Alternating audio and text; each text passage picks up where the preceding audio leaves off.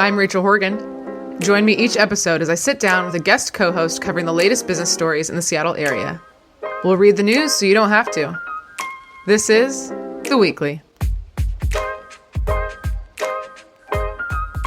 Welcome, everybody. Rachel here, and a little couple personal life updates, and then I'll introduce my guest.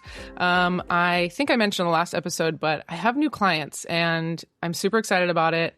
I just signed paperwork today for one, and I'm going to sign probably soon for another one. So, yay! But that is, I'm not sure what I'm going to do about April because I will have multiple events in April so. We'll figure out what to do with the podcast. But, and then I fly out on Saturday for Raleigh for a sales kickoff for about 1,000 people. And I get back next Friday. So I will definitely have a post-event recap for everybody. Okay, I think that's it. So my guest today, and we're doing it virtually. We're here on Riverside, but I'm virtually sitting across from Jordan Weisman. He is the CEO of Endless Adventures Incorporated and the host of We Thought It Would Be Easy podcast. Hi, Jordan. Hey, Rachel. Thanks for having me on. Yeah, a fellow podcaster. I love to see it. I found you because I wanted to do an episode on video games, and I was trying to figure out like who talks about this, and your podcast came up. But you're more, there's a lot of background for you. Like we talked about, you have your Wikipedia page. So for those that don't know about you, you're a game designer and a serial entrepreneur with 4 exits, one to Microsoft and one to Disney and 2 others. So you founded these companies and then they got bought by these massive companies. So very, very impressive.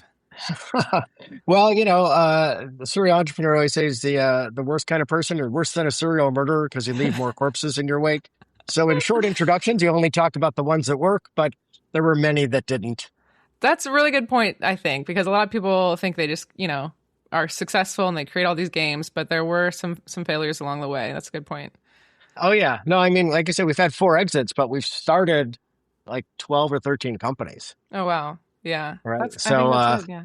Yeah. So some, kind of went on for decades and then filtered out, and others, crashed and fiery plumes when we met the earth, So. Weren't meant to be. Kind of like dating, So what are some, I'm not in the gaming industry, but I'm fascinated by it. But what are some games that you've been a part of or created either way that maybe some of our listeners might recognize? Well, only if they're older, probably, because most of my really big games were back in the 90s or even earlier. I started in the tabletop game industry, like the Dungeons and Dragons style tabletop, sit around with pizza and dice kind of games. And that was my first company called FASA, where we created many games, but most notably BattleTech and Shadowrun, which are properties now that have been in for almost 40 years and many, many, many different mediums and books and just thousands and thousands of different entertainment products based on those franchises.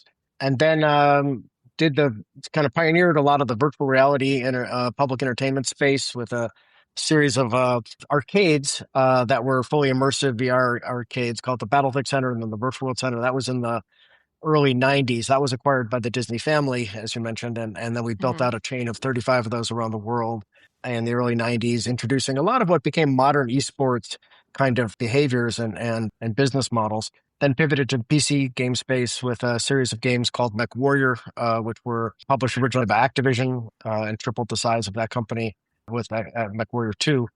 That was acquired. That company, our development company, was acquired by Microsoft, which is how I ended up in Seattle and became creative director for Microsoft Entertainment.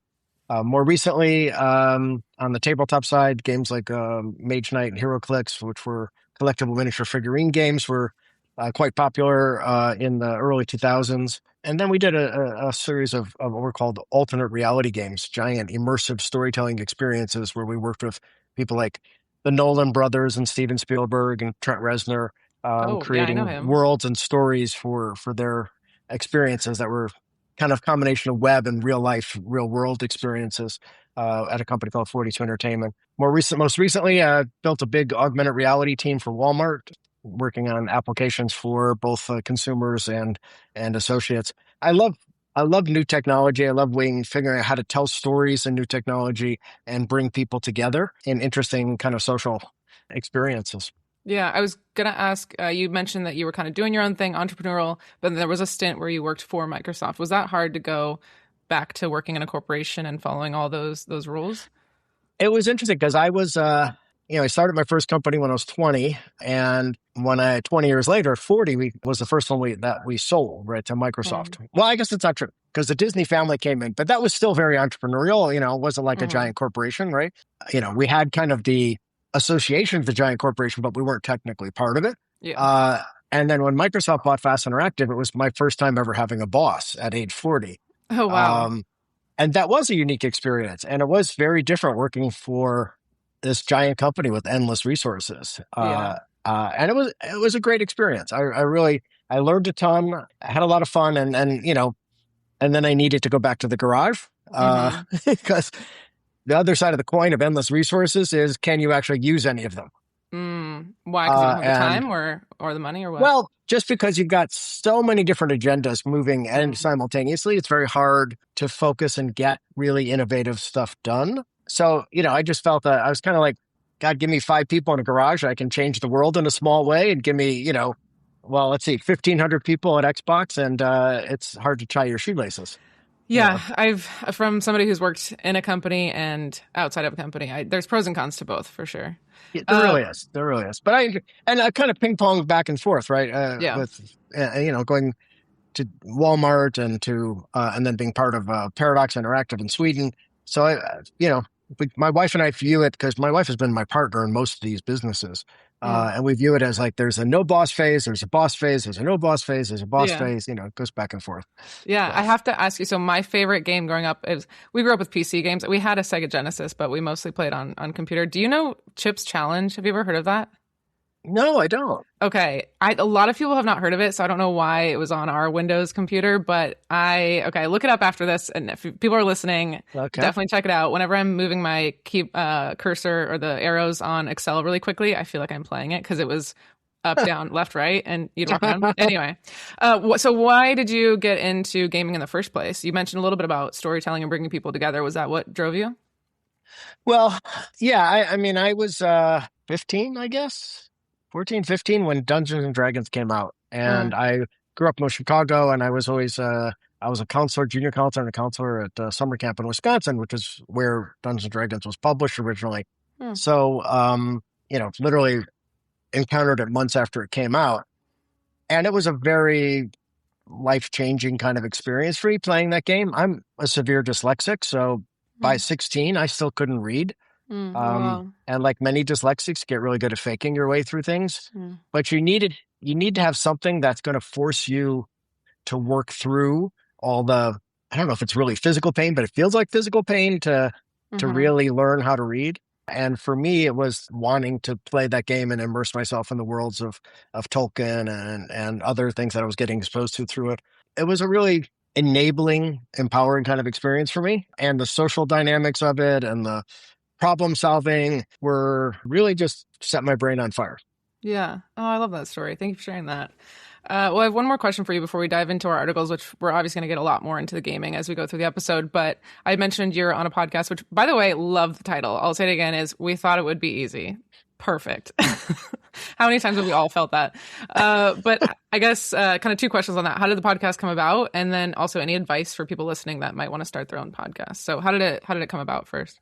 So it came about with Jonathan Grant, my co-host. So Jonathan and I have worked together on and off for a couple of decades now, and we were just talking about how so many of the podcasts in business and in gaming, they don't really talk about the fact that the shit's hard, and that you're more Yeah. likely to fail than you are to Yeah. succeed, and and how to deal with that, right? And how to take that in stride. And so the title is very much what every entrepreneur thinks, right? Hmm. You're gonna, like, when you're going to start something, it's like, oh, it's going to be a piece of cake, man. It's like, Yeah. just like idea, millions of dollars. It's like, that's it. Boom, boom. Perfect. Yeah. And, and then you get into it and you realize, oh, no, this is really hard.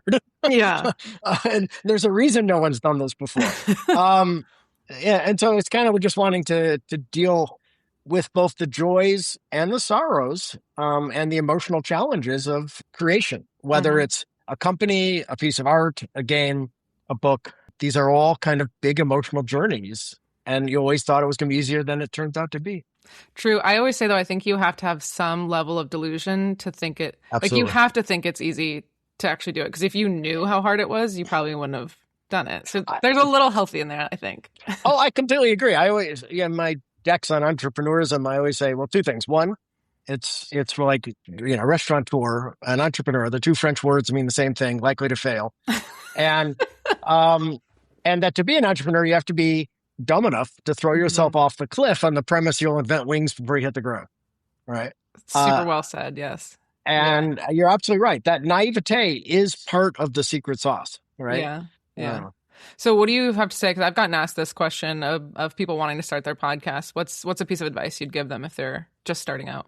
Well, certainly would be the farthest person from an expert on this as you could imagine, because, we're just kind of plodding around on our own to do it. So it's not exactly, we're all making millions of listeners. But to me, I think it's figure out your voice. What are you trying to say that or cover or discuss that maybe others aren't? And then the hardest part, which is the part I suck at, which is reliability, dependability. Got to make the donuts, get them out. And that's really hard. And we've failed at that ourselves. Right. I mean, we had a good streak of a couple months and then life exploded. And now we've been off the air for a month, It's really hard. Well, I think most podcasts, like not the big ones, but the most ones don't make money from it. And if you do, it's incredibly challenging. So it's a labor of love. And when you're dealing with your other businesses, that's going to take priority because it's your livelihood. So that makes sense. But my old publisher used to say, sometimes you just need words on paper, because it was a weekly paper. So it was like, sometimes you just need to put words on a paper, like just get it out. So I think about that sometimes when I don't really have something lined up, or last week I did a solo episode for 5 minutes and I was like, I just have to get an episode out, Right. So I quote Lauren Michaels from Saturday Night Live is like, this. We know when the show is done at 11.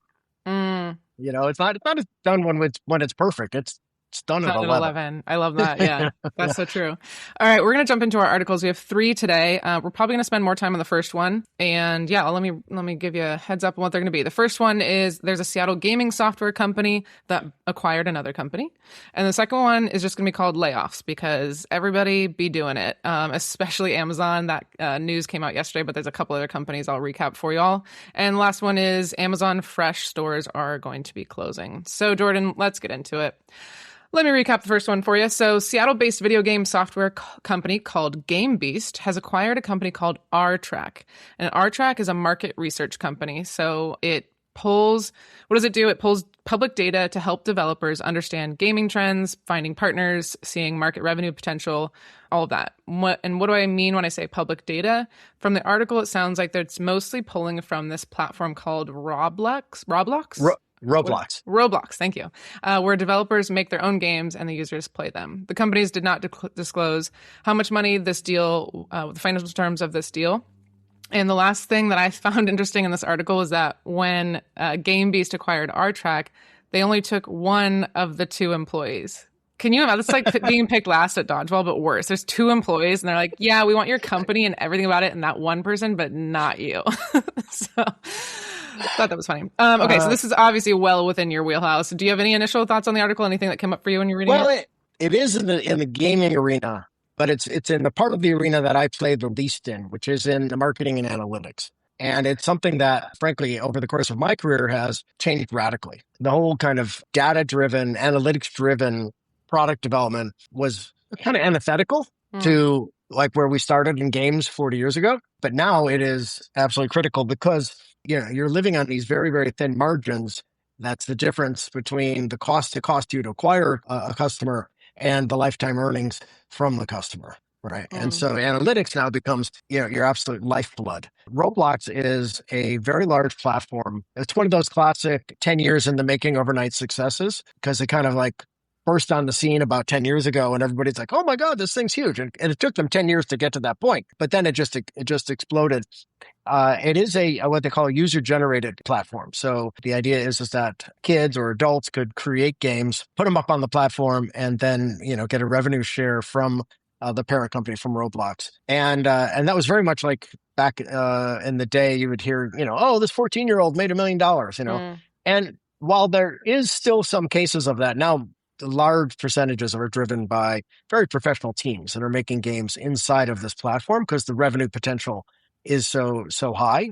And because they're all multiplayer games inside the platform, it is very analytics driven. And it looks to me, again, just from reading the article, that Artrax has specialized in data acquisition for users inside of that platform, Hmm. which so it makes a lot of sense for GameBeast to bring that internal to their Yeah. platform for analytics. Yeah. Yeah, absolutely. That makes sense. I feel like data, everybody wants data these days and analytics. Yeah. So we're going to talk kind of big picture of the video game industry, but really quick, on average, how long does it take to create a game from start to launch? And of course, this is probably going to vary, but how long does it take and how much does it cost? Do you have any ranges? Yes, it is. It is quite a range. It's an enormous range, right? So if you look at something like a couple of kids in Roblox can put together a basic game in a handful of days, right? Oh, With okay. basically no cost, Yeah. right? And lightning can strike and that game could actually make a lot of money. And then you put on the other side of that, you look at like what we call AAA games, primarily on consoles or PC games, and those games can cost hundreds and hundreds of millions of dollars, right? Some of approaching like $1 billion in development costs. Well, I'm thinking Uh, about what people, a lot of the listeners might recognize is The Last of Us that was turned into a show on HBO, and some of us got to see kind of behind the scenes of making it, and it looks like they're producing movies, multiple movies, with how long they're doing that. So that's kind of what you mean by those higher end ones. Oh yeah, absolutely. Well, and compared to movies, they're typically much more expensive to make than movies, and Mm, they take much more time. mm-hmm. Right? Movie developments are measured in months. AAA games are measured in years. Literally, it's like the number of man years that goes into AAA game is less than the man years it took to create the Great Pyramids of Giza.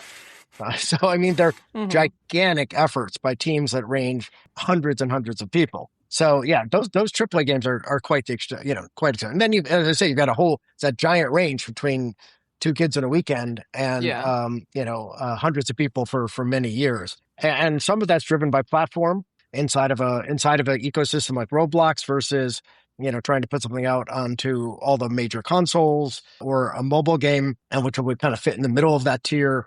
So it's Mm-hmm. everything. Yeah. If you can equate it to like film, right, where like people shoot stuff Sure. on YouTube with their iPhone, right, versus all the way up to a Marvel movie which Yeah. costs 500 million. So do you, in You your know. opinion, do you feel like the barrier to entry is easier now because we've got AI that can help with coding, you've got these platforms that people can make anything, or is it actually higher because now gamers are expecting this level of design and expecting kind of the expensive game? How do you think it's affected that? Well, I think certainly over the 40 years of my career, the absolutely accelerating curve of accessibility, both in terms of the quality of tools that you have available, even before the recent AI tools, right? If you just Mm-hmm. go back and think about everything from like in paper games, like typesetting all the way through Photoshop, to Yeah. 3D modeling and so on and so forth, right? You've got incredibly powerful tools that are being made available for free or very low cost. Mm. Generative AI only accelerates that, by another order of magnitude. So your ability to create very sophisticated content is pretty ubiquitous. Mm. The talent to make something good out of that, right? That still requires creative spark, right? I mean, Yeah. and dedication and iteration, because just like they always say, writing is rewriting. Same and true as games, right? It's iteration, it's honing, it's getting it to be that perfect experience. The other thing that's really dramatically changed is access to the audience. You started, 40 years ago, there was very few publishers. You had to, get your consoles cartridges made or Mm-hmm. CD-ROMs made and put them in a shrink wrap box and get it onto the shelves of stores. Mm-hmm. Right now, you've got wide open marketplaces, anything from like Roblox to Steam, and Right. hundreds of others to be able to distribute your game immediately. But the corresponding challenge that develops is awareness, right? Mm. Players are just swamped with virtually unlimited amount of games, Mm-hmm. and a lot of them are good games. Mm. And so it's how do you get your game noticed in this deluge of other games in the marketplace? So Yeah. discoverability has become the real challenge. And again, this is not different than in music or I in was just gonna film say this sounds like or in music because books or yeah, absolutely. now people are saying, well, there's TikTok and people can discover musicians. Yes, that's true, but now there's so many more musicians to look through on TikTok and YouTube and all those kinds Yeah. of things. Yeah. The challenges facing games are not different from any other type of Yeah. creative medium. We're all facing this democratization of tools that makes creating content faster and easier, and the challenges of then Now getting your there's content more discovered. competition. Yeah. Yeah. So I think I kind of know the answer to this then. But when I think about movies, what we're hearing a lot of is that the studios are less willing to take risks. So they are doing sequels and repeating IP and not trying some of the new stuff because it costs so much to make these movies that they want a guaranteed ROI. Are you seeing that similarly in the gaming world where developers have this game, but the studios don't want to create it? Well, it has certainly been the case over the last 10 to 20 years as costs of creating AAA games have continued to climb, that the ability to risk on innovative stuff at that scale goes down, right? So in games, you see exactly the same kind of sequel dynamics you see in movies, where, large publishers are going to be much more likely, infinitely more likely, to bet on sequelizing rather than trying something new at these giant scales. But at the smaller end, right, at the lower end of game costs, you do see a lot of constant innovation, and then that eventually sometimes drifts its way up, right? So a game which may have only cost $100,000, $200,000, $1 million to make, right, does really well with these brand new innovative mechanics or a great story, and then that'll start to move up the food chain. The next version will be 10 times the cost, and the next version will be another 10 times the cost, and it climbs up that food chain to these AAA levels. AI, which is a very, very challenging issue in terms of the creative empowerment of it, but also the enormous impact it's going to have on creative jobs and how many creative jobs are available because of the efficiencies offered to them. But it may also increase the amount of experimentation that can take place, but because costs will be lower. Yeah. So it's a very multi-headed, complex issue in terms of the benefits but its impact on the industry is going to be enormous in every axis you can think about. And that's, again, true in every creative industry, not just games. Yeah, we had an episode about copywriting and creative directing and commercials and things like that, and it was kind of a similar storyline there. Staying on kind of money making through games, there's been some changes in the monetization model. I've noticed. Maybe you can speak to this over the years, but now there's subscriptions instead of just we used to go to the store, buy our little thing, put it in our Sega Genesis, whatever. There's subscriptions. There's in-game purchases now, so you can buy upgrades, I'm imagining, and then there's purchases where you can kind of get ahead, I think. So I'm also thinking about, for me, I bought Microsoft way back in the day where you just bought it and you had Word and PowerPoint and whatever. Right. I just got a brand new computer about like a year ago, and I went to go buy it, and it's now a subscription. So I have to pay for this every single year. And obviously CEOs go freaking wild for subscriptions because it's guaranteed money. But anyway, how have you seen kind of the monetization of gaming change over the years? Quite dramatically. As you said, it was a single purchase model for many years, right? And then it moved into a single purchase model with what was called DLC, or downloadable content. So you buy a game and then you could buy additions to that game, additional chapters, new storylines, additional characters or whatever as discrete purchases. And then it moved into microtransactions inside of games, so in-app purchases within games, and then to subscriptions. And now you really have every combination of that, right? You have subscriptions in which there's also additional microtransactions. You have, single purchases in which there's additional microtransactions and so on, right? It's all about, those three-letter acronyms, in this particular case, LTV, lifetime value, right? Okay. And trying to increase the lifetime value of any of your customer base. Got it. And it's all in reaction to the cost of building and marketing games, right? As those costs have gone up dramatically, you have to look for higher and higher potential revenue from the games you're creating. It's also had a dramatic effect on how you design games, right? Say more about that. Well, if you were designing for a discrete purchase, like a person's going to pay whatever, $40 for this game, and it's going to entertain them for 20 hours or 40 hours, you could design a complete experience that had a beginning, middle, and end, and it was really a satiating curve just for that, right? Now, if you're trying to develop a game that's more of a lifestyle, that you want people coming back to and playing many hours every week, and you want them doing that for years, now you're doing this episodic, right? You're having to, create on every tier, like story level, emotional ties to keep coming back, mechanical ties to keep coming back with new new weapons and new, or whatever the interaction paradigm is, new ways to interact with the game. And so it gets really different in terms of how you design. The other thing that's interesting to me is you talked about mobile games, which are 100% in this model of microtrans or advertising based games. Economists become very big part of the design experience, right? So more of the games are designed by economists, helping to create the economy and the economic wheels of those and pricing models and all of that. It becomes very focused in the game design itself, which, again, 40 years ago, you would Wasn't a never have thing. seen that. Yeah. So speaking of designing games, there's an age-old not debate. People like to bring up that violent games make people violent. There's this argument of causation versus correlation. Is it people that are violent already like to play violent games, or is it not connected at all? There's no correlation. It just games are games and people are people. So I guess, what do you have to say to that in your personal opinion about how the violence in games impacts people, but also on a bigger scale, how do games impact people and how they live their lives, or how do you approach that when you're designing a game?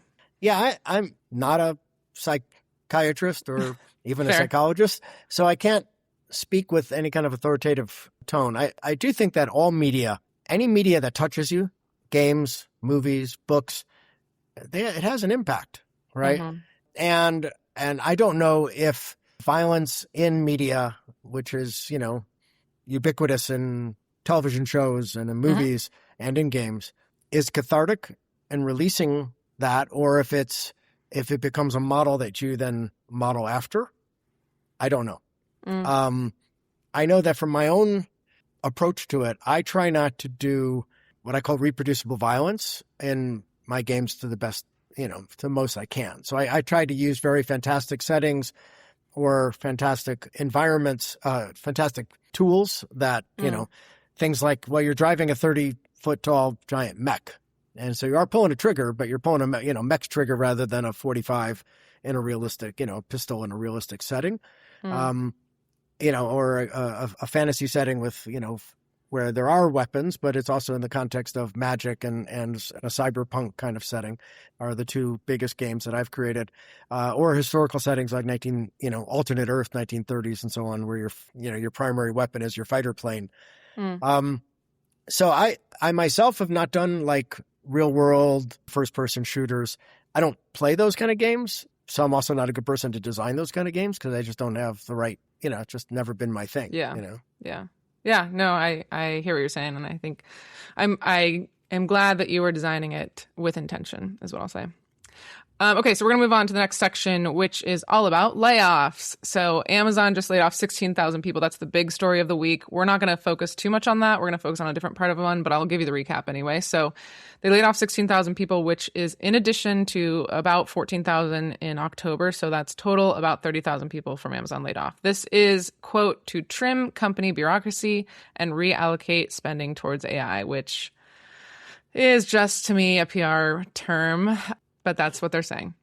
We've then also got Eddie Bauer. So Eddie Bauer laid off their marketing and creative teams in Seattle. We don't know how many, but it's under 100, I would guess, because they don't have that many employees in Seattle. There's a source saying that they're winding down operations in Seattle. And just a reminder, I think I did a deep dive on Eddie Bauer ages ago, but this company was founded by an actual guy named Eddie Bauer, and it was in 1920. He was born on Orcas Island. They had filed for bankruptcy a while back and bought and sold different companies. So now it sounds like the operations are leaving Seattle. The next one is Expedia. So over 100 Washington employees are being laid off in April. The affected positions include content designers. Speaking of what we were just talking about, is people being laid off in design, content designers, data engineers, directors, product managers, and software development engineers. They are doing this because, quote, reducing organizational layers to move faster, which if that sounds familiar, that's pretty much exactly what all the big companies have said. So Expedia was like, us too. We want to lay off people and make us look like we made money this quarter. And the last one we'll talk about, which we'll dive a little bit more deeper into, is Meta. So they laid off about 1,500 people in the metaverse division, saying that they're shifting focus away from the VR and they want to go more into their wearable divisions, which is kind of thinking maybe the glasses or like the kind of Aura Ring type stuff, things you wear. This affected a Bellevue studio named, I think it's called Camouflage. That's correct, yeah. Okay, it's spelled in a weird way, but I think it's Camouflage, yeah. And then an interesting note is in this Meta kind of leaving the VR world, they had acquired Oculus, and Oculus is the most popular consumer VR headset. So it'll be interesting to see what happens to the VR industry when Meta is now not focusing, and I assume Oculus is not really focusing on developing those headsets anymore. So what about specifically, I'm seeing a lot of video game studios in the past couple of years, it seems like between 2022 and now. Is that strictly attributed to AI, or is there something else going on? Okay.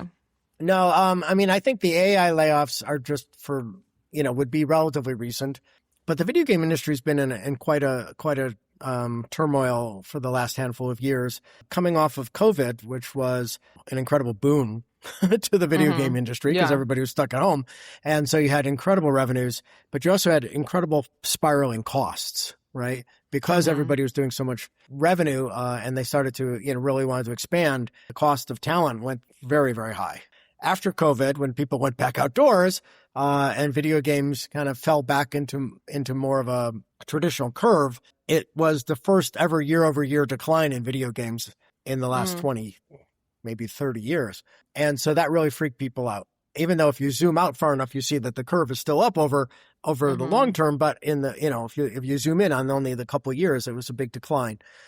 You also had a lot of abuse of capital, and this was not, again, limited to just video games. But yeah, COVID also coincided with 15 years of free money, right? After the housing crash in 2018, you had incredibly historical low interest rates for a long time. And so that produced really crazy spending habits in many industries, including games. And so, with startups being funded for a huge amount of money and crazy valuations, companies borrowing money for, incredible expansions and acquisitions, and all of that kind of, when you got to this kind of dip in sales and in raise in costs, and now all of a sudden money costing money because interest rates were starting to return to something more like historical norms, all of that came together into kind of a perfect storm to really put an enormous crunch on the industry.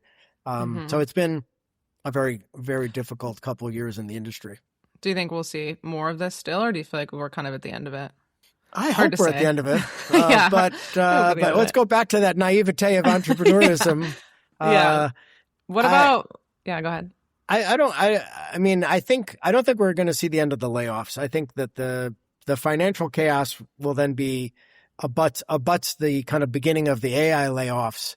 And so I think we're going to be looking at a smaller industry from in terms of employment. I think that's true in so many industries and very much true in games. Yeah. What about what I mentioned about the VR world? Like, how do you see that specifically, especially with Meta's decision to move away from it? Yeah. Well, having been in VR since 1987, it's been through many waves of VR and very closely connected to each wave. And VR has always had this strange thing of always being just about to be the next big thing. Okay. And it's been doing that for, 30 some odd years.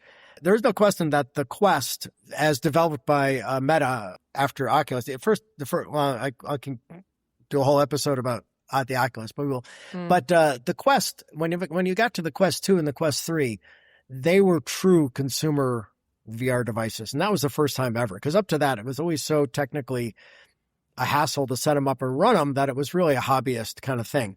But those were true consumer devices, and they sold millions and millions of units and had some fantastic experiences on them. But I think the bottom line is that VR has always been a cocooning technology, meaning it isolates you from the rest of the world and then tries to rebuild that connection all digitally. Like the metaverse, where you can be at a coffee shop with you and I could be at a coffee shop in the metaverse with our VR things. Is that what you're saying? Yeah. Yeah. And, cocooning technologies have never been the ones that really change society or the economy, right? Augmenting technologies, things that take the real world and make part of it easier to navigate or to interact with other humans and with the things we want, the products and the food and the experiences we want. Those are the ones that have really reshaped our economies and our society, the way we interact with each other. And so that's why I've always been, over the last 15 years, been much more of a proponent to augmented reality versus So virtual examples of reality. that would be a clear example is Pokemon Go, but another one would maybe be Snapchat with all the filters. What would be like another Absolutely. example of Yeah, no, augmented reality? that's a very good example. Actually, I mean, an augmented technology that we use every day is GPS, right? Oh, It's taking data, overlaying it on top of your physical world, and making the world more accessible, right? That's an augmentation yeah. technology, right? Oh, It's not interesting. a Okay. 3D technology, but it's just Yeah. how does data combine with the real world to make a better experience, right? And GPS is the biggest example of that, Yeah. right? I mean, I'm all for, as an event planner, obviously in person, and the augmented is part of that too. I have one more question on this and we'll go to our last article, but I want to talk about, since this article is all about staffing and layoffs and things like that, I had this assumption that gaming, I knew that women play games, and that had been kind of, that data had come out a couple years, I don't know, recently, that it's almost 50-50 who's playing the games. And a lot of women maybe pretend to be men, but it's pretty popular among men and women. Have you seen that too? Oh, yeah. I think what people misunderstand is that when they look at and think about the gaming audience, they think primarily about like first person shooters on consoles, right? Mm-hmm. And define the gaming audience as those players. That's a small subset of the gaming audience, right? Women have for over a decade been the largest audience of gamers. When you look at gaming in Oh. total, when you include all mobile games, Mm-hmm. women play a huge amount of mobile games, whether it's solitaire or match three or, millions of other games, right? Story Mm-hmm. centric games, right? Women, have been the dominant player base when you take gaming in total. Okay.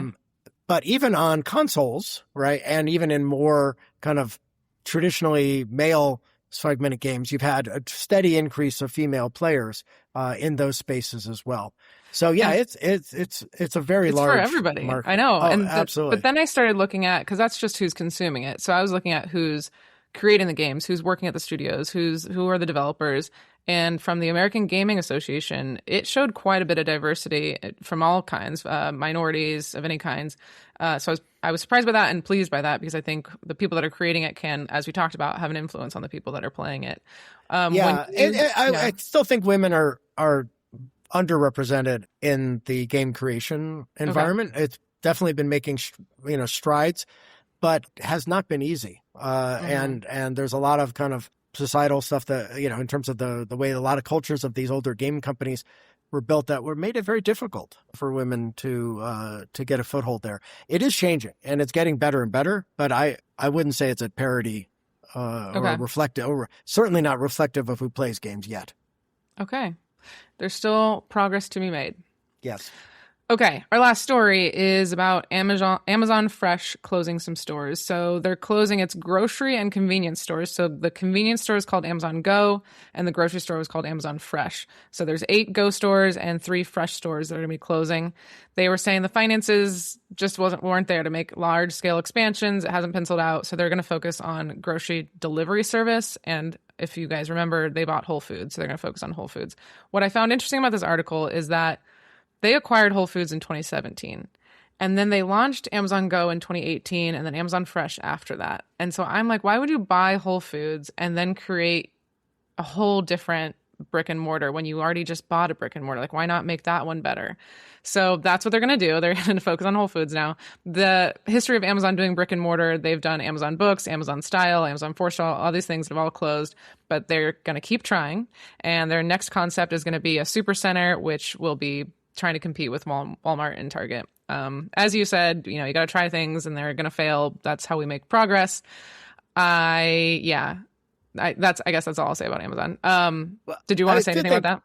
Well, I think just to your point of like why do Amazon Go when you just bought a big grocery store chain, for 2 super large tech companies in the Seattle area, Microsoft and Amazon, and then of course you've got so many others, but those 2 in particular are interesting because they have completely opposite approaches to how they develop product and how they organize their teams. Microsoft has always really strides. I don't know. Anyway, Strided? tries to kind of have this synergistic approach where they're trying to constantly align their products and make sure that one product isn't competing with another product and so on. Amazon's 100% the opposite. Amazon is every team builds its own thing. 3 of them are going to die. and the best one's going to win, and that's okay. And we're happy to lose the money on the 3 that die. So they will, Bezos from the beginning was like, I'm going to, if you've got people that are excited about something, let them go build it. If it's cannibalistic or another business, it's okay. They'll eat it, but we're eating our own lunch, and that's okay because our better product will win, right? Yeah. So they approach it in totally different ways. I watched this. It's a scripted movie about the start of Bumble, and she started at Tinder, and they had a similar thing, is that they had a bunch of different apps and game companies they were trying to start, and Tinder was just one of them that eventually it was the one that blew up. So they were just like, make a bunch of stuff, and whatever works, we stick with it. Yeah. I have one question on this one, and then we'll do our closing out question. But this kind of talks about knowing when it's time to shut something down and move on. You had mentioned you've worked in different companies, you've had different games. How do you know when it's time to leave a project or leave a position? How has that come about? It's one of the hardest things. Since I never got past freshman year in college, I only read things. But in MBAs, in MBA classes, they talk about sunk cost fallacy, right?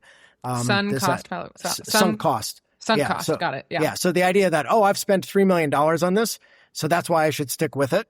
Where in reality, every quarter, every year, whenever you're doing your evaluation, you should ignore what you've spent previously and only consider what the new money I have to put in and what's the risk associated with the new money to put in, ignoring what you've spent before, because it can color you to keep sticking with something then you shouldn't. Right? Because you're like, you've got that sunk cost that you're trying to protect.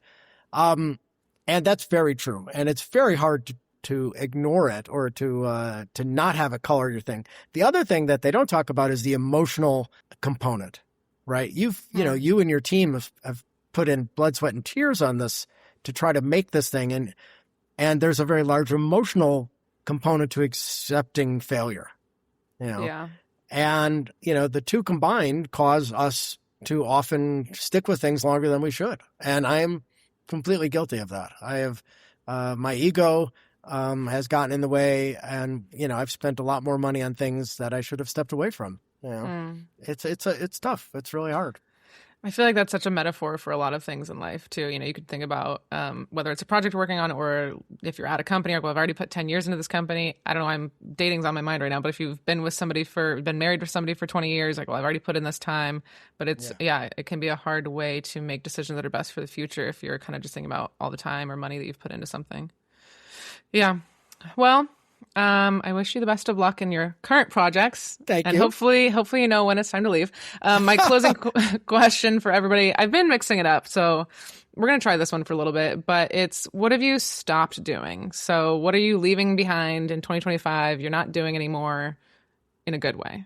So when we're talking about company cultures and the work, and one of the things that game companies were infamous for was very macho development environments, which kind of Elon Musk is one of the last dinosaurs, going in this direction, which is, if you're not sleeping under your desk, you're not doing your job. Right. Like glorifying no work-life balance. Mm-hmm. Yeah. And as I've gotten older, what I realized in, the last 15, 20 years that I've been working now, right? The first 20 years was totally that, like literally sleeping at the office, so on and so forth. And the last 15, 20 years, I've started to realize that's bullshit.